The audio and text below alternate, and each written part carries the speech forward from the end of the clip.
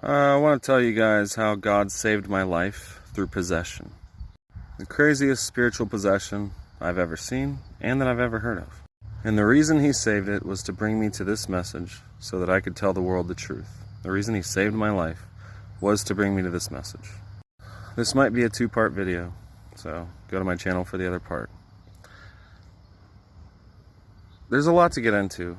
You know, I was trying to follow Jesus and the Holy Spirit, and I threw the Bible away. I was trying to follow Jesus and the Holy Spirit in dreams, and we were living as holily as we could in the flesh, separated from our families, in a cult, traveling the country through dreams and visions, following this Jesus and this Holy Spirit that people follow today. We burned everything that our families ever gave us because we wanted to be free and sanctified and not have anything from them, but everything from God. We were trying to not live with infidels, like the Bible said, you know. So we were trying to live by this, what people call the Holy Spirit.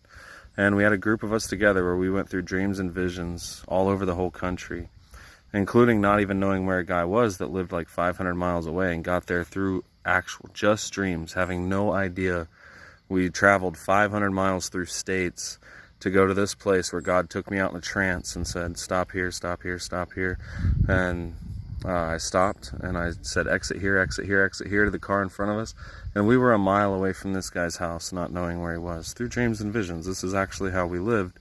And that's what I mean by I lived by you guys as Jesus and your Holy Spirit better than you ever did. We didn't wear shirts with logos. We didn't eat anything that was bad for us. We didn't drink anything, you know, put nothing bad into our bodies whatsoever. No drugs, no nothing. Traveling the country, all of our clothes were falling off of us. We almost got killed on Long Beach for preaching, like these guys with this pole and everything, bullets falling out of book bags, arguments, like, because we were all day preaching on Long Beach, California. Okay, so that's how we were living, and then we go to this house, you know, and we're staying in this house, and this house got like 7 rooms. And note, the whole time I'm saying there's still something wrong, even though all this amazing things are happening to us, these amazing things, in this way that we're living, I'm still like, there's something, it's still a lie. It's wrong. This is lies. We don't agree. Sometimes our visions aren't lining up. There's something wrong, you know. So I guess the backstory will be this video, and then I'll wait a couple hours and post the actual video. I don't know, so that this one can get out there some. So we've all burned everything that our families had. We're all living secluded away from everyone. There's about 8 of us and 2 of our children, mine and my ex-wife. And then the craziest 2 nights, more possession happened than these 2 nights, but the craziest 2 nights that I can even imagine that I was part of and that I've never even heard of happened, where not only was somebody so demonically possessed that they tried to kill me, but I and another guy were also possessed by God to save my life. Stay tuned. How God saved my life through possession, part 2. Hopefully this is the last part. So my wife, me, my 2 children, were in this room. Next to the room we have a window, and out in the garage, Becky's out in the garage, right, which is outside of our window. And then Joe and Bonnie are, a bathroom separates us, you know, a wall, a bathroom, and then their room separates us. And then the top floor, you've got Derek up here, and this room to the right. And then on the top floor across the hall, you've got Houston and Steven in this room. Looks like this might actually be 3 parts, sorry about that. So the middle of the night, you know, probably 3, 4, I don't remember. But we're awake, my wife and I are awake, and we hear this screeching. It sounds like a banshee, you know, and then, well, it starts out moaning actually. We hear this moaning coming from outside the window, you know. It never even crossed our mind that that could be Becky, right? Never. So we hear this moaning, and then it turns into this screeching. And then while the screeching is going on, we start hearing this demonic yell. And then we start hearing this person going, wow, wow. And we start hearing somebody else laughing hysterically like a crazy person. And then we hear what sounds like a scream with like 3 different voices coming out of it at once. And then we hear a scream of terror. And it all happens at the same time. And my wife and I are looking at ourselves like, what is going on? Because it sounds like it is right by us, coming from all around us. We thought there was some kind of human sacrifice going on right outside the house. Like, we had no idea. And it was the scariest thing ever. We woke up the next day and we told everybody about it, and they were just like, no, we didn't hear anything. We didn't hear anything, you know. So that's as far as that went. But we were like, you guys didn't hear that? Nobody woke up to this? Crazy. Every like, it was so loud. And everybody's like, no, we didn't hear it. Well, the next night, my wife was still downstairs with the kids, and I went up with Stephen and Houston, and I was laying up there with them. We were meditating. We had a bunch of dreams that night, some of the same dreams. I'm not going to get into what all the dreams were, but then we went to sleep. And whenever we went to sleep, Stephen, like, this demonic scream, and he arches his back, right? Because I wake up to it, but I'm kind of like in a trance. And this scream's coming out of him so loud.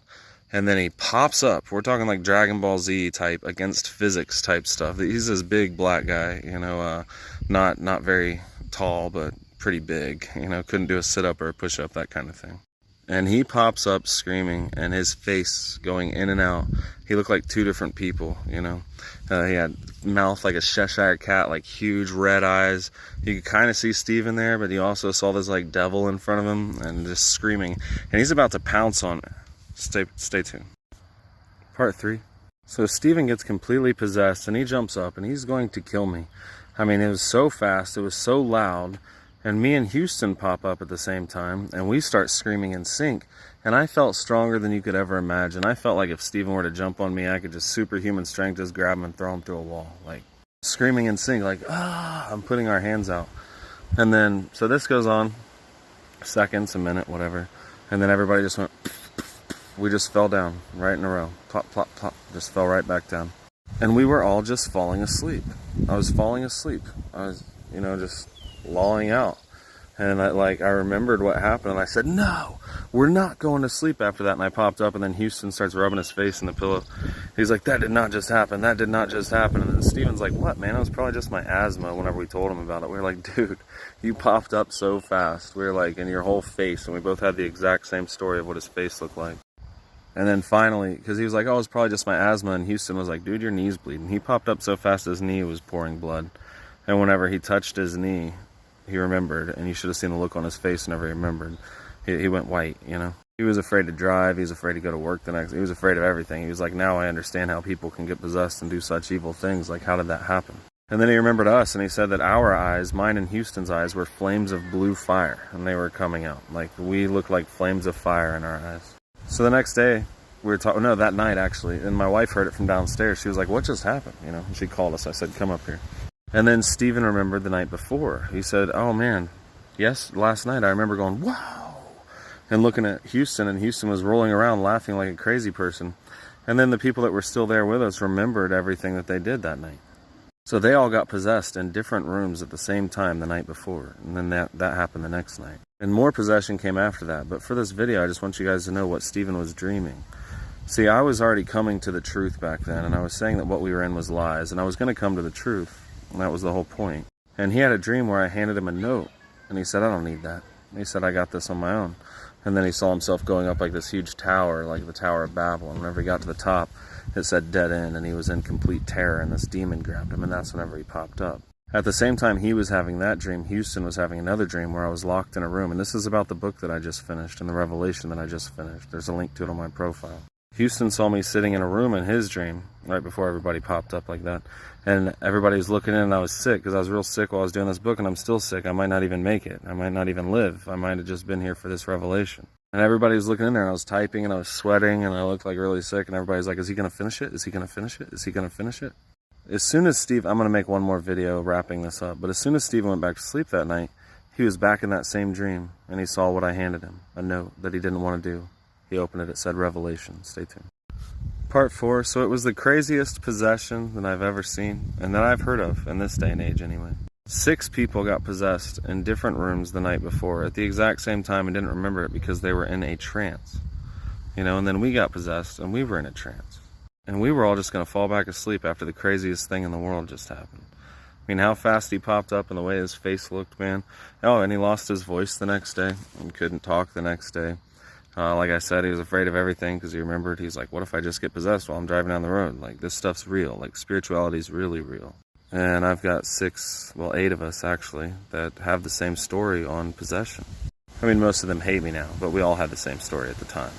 But it was about this book that I wrote, and that's what God showed me recently. This happened years ago, and then right after that, I came out of all that, and then I got Christianity Ended in 70 AD, and I'm bringing this message to the world. And there's actually way more stories than this. I just wanted to give you this example of also how God works. Like, God can protect you. Like, I could drop dead right now, or God could save my life right now. That's the way that life really is. And it's also how important this message is. He possessed me and another guy. We got possessed with blue flames of fire to stave off an attack of a guy that was up, hovering in the air even. He was like on toes. He was like on his right toes and his left hand, almost like he was hovering, you know? And I guess he scraped his knee real bad whenever he came up. I'm telling you, it was like against physics. This was demonic possession like you couldn't believe. But Stephen was having a dream that he didn't need the revelation that I was going to give him. He didn't need that revelation. He could do it on his own. That's what he said in the dream, and then he got possessed. It's very important that we understand God, believe who God is, and believe that this message is from God. And it's very important that we watch out for one another, and we stay in truth, and we don't fall away.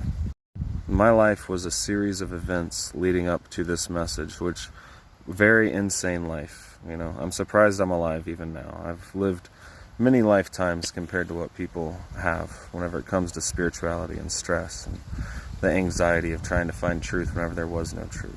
But not only can evil spirits possess people, God can possess people. There's real power in God beyond anything that we can even imagine.